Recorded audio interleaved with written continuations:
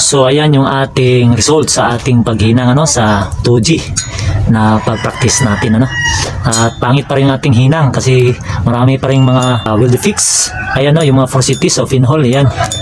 Ang dahilan nito ay may moisture o basa yung ating electrode na E718.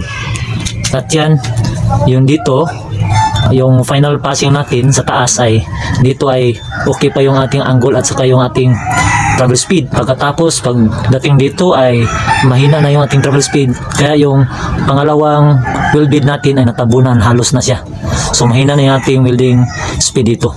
Kaya yan. At yung una nating hininang kanina sa penetration na ito yun, maraming mga undercut pa rin. At yan, yung una nating tira dito ay malakas yung current, kaya yung tumulo.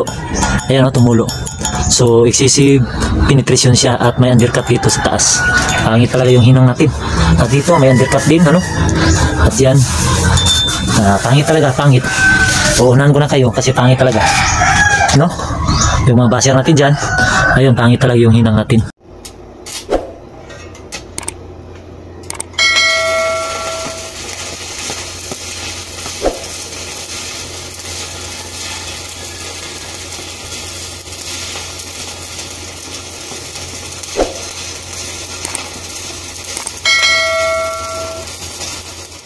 At ito yung capping natin, yung pangalawa nating pag-practice dito ay okay pa rin yung yung travel speed natin. Tapos pag dating dito ay mahina na yung ating travel speed, kaya namang nawala yung ating dalawang passing sa capping At yung ating penetration sa pangalawang nating practice ito yun. Dito may tumulo pa rin malakas yung ating current, kaya nag-adjust tayo, pinahinaan natin, may undercut dito. At yan, at ito lack of fusion, yung tacking natin dito hindi tayo naka-penetrate, kaya yan walang laman, lack of fusion o lack of penetration dito. Yan, pangit yung ating hinang sa ating penetration, pangit talaga, pangit. So ito na yung actual 2G weld preparation natin for imaw, kasi papalitan na yung ismaw ng imaw. Kaya yan, nag-practice ako kasi babalik lahat tayo sa pag-assessment.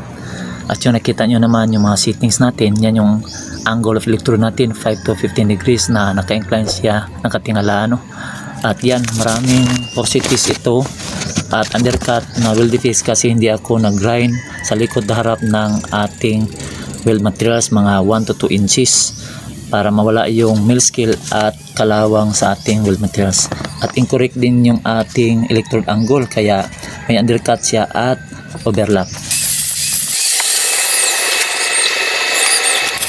At ito na yung ating pangalawang succeeding pass, yung second weld bead natin. At naka-settings pa rin tayo sa 90 amps. At syempre, E718 pa rin yung electrode na ginamit natin. At lagi natatandaan na kapag maghinang tayo ay ABC lagi yun. Always be comfortable. At komportable talaga ako kapag yung kanang kamay ko ay nakasupport yung kaliwang kamay. Kaya yan, ganun lang ako maghinang. Kaya nag-grind tayo dyan para mawala yung mga dumikit na mga slugs, at siyempre ay i-grinding down na din natin yung nag-build up na mga weld beads. At ito yung ating unang capping at 7018 pa rin yung ating electrode na ginamit, 90 amperes pa rin yung ating setting.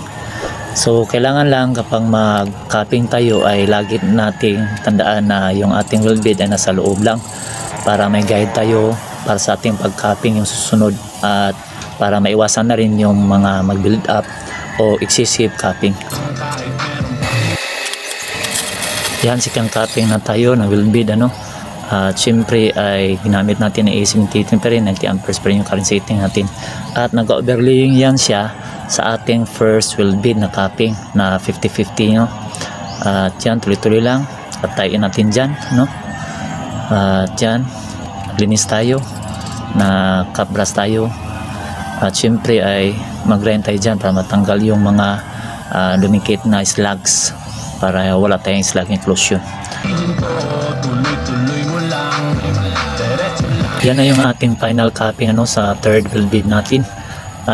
7018 pa rin yung ating electrode, at nagbaba tayo ng ating current settings na 80 amperes. At kailangan yung ating final cap ay pumatong din doon sa ating second weld bead na capping, at hindi yan naka-overlap na lumagpas sa 116, kailangan ay 116 lang. 1/16 inch. So ito na yung ating resulta sa ating fuel sa 2G, no, yung cupping natin at saka penetration. So anong masasabi nyo mga bashers ko? So i-comment nyo dyan sa ating comment section, okay? Maraming salamat po sa inyo mga bashers ko. Sipag lang, hayaan mo silang sa'yo'y humahan.